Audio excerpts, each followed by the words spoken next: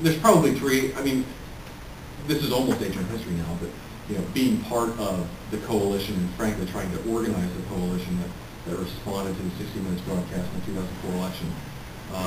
About 12 hours after that broadcast, I bought Rathergate.com, and we built a political organizing website that processed 3 million emails to CBS affiliates, faxes to shareholders, the whole nine yards. Just a very early kind of distributed web activism. So that was important, although other people did far more creative work than I. Related to what Adam was mentioning earlier, I helped organize the response to the Federal Election Commission's interest in regulating blogs as political organizations that started in early 2005.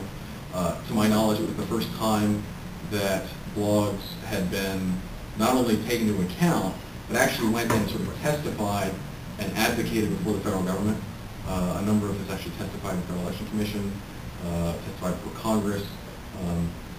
Of all things, ended up with my name next to Marcos's on, a number of letters to members of Congress about free speech and how we ought not let campaign finance politics sort of interfere with people speaking online. So those are two big points, but probably the thing that I was most proud of was at RedState, we have this sort of big umbrella conservative label. We sort of deal with all the issues that come up, and there's a lot. But then we started more niche-focused sites. One that we started was just called Confirm Them, whose entire mission was to sort of help drive the debate and advocate for judicial nominees to be confirmed by the Democrats in Congress. It turned out to be pretty successful because it was an easy issue for conservatives to rally around. It involved taking lots and lots of information and boiling it down to fairly easy to digest kind of points that activists could take. And we had built up this large community of folks that had interest in these issues. Obviously, it was one of the rallying points for the right-wing base, during the Bush administration. And when George Bush nominated Harriet Miers, which a lot of us sort of went, who? And this isn't what we sort of have been defending Bush about for all this time, to get this kind of mediocre or certainly not inspiring candidate to the court. Confirm Them, the traffic went through the roof. And all the comments from these activists that have been spending months trying to advocate for people to be confirmed, and the site's called Confirm Me, and all of a sudden it's like, don't confirm her. And so it was really unusual. And I used to work with a guy named Mike Beaver, who passed away last year. Mike was the vice chairman at Edelman. He had also been Reagan's communication guy. Mike's sort of a legend in D.C. And Mike was informally consulted in many cases by the White House and others to talk about politics. Mike is not an internet guy. He was not advanced in this sort of stuff.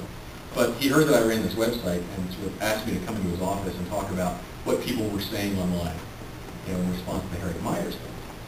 And I told him, I said, Mike, we normally have 10,000 people a day read this site. All of a sudden it's like 200,000, and they're all pissed off. They're really all angry. And so he sort of sat back in his chair. And this is a guy, keep in mind, who was in charge of making Nancy Reagan look human, the American public successful, right? Not a small task in many ways. I mean, and again, if you guys don't know who Mike Beaver is, just Google him. In terms of image guys in the country, historically, he's probably the tops. And he sat back and said, that's what I needed, because I've been thinking about this for 3 weeks and I can't figure out a single way to make this look like a good nomination. And hearing that the base had been so riled up is what he went to the White House and said, it's crazy. You can't do this. I mean, Mike's a moderate. I mean, he would probably support Harriet Miers, but sort of understood the political reality that when you poke your base in the eye, it doesn't do your political success very well. So those are sort of the three big points I think they've done their stuff where raising money for candidates, picking fights with people, but as far as an organizing piece, that's probably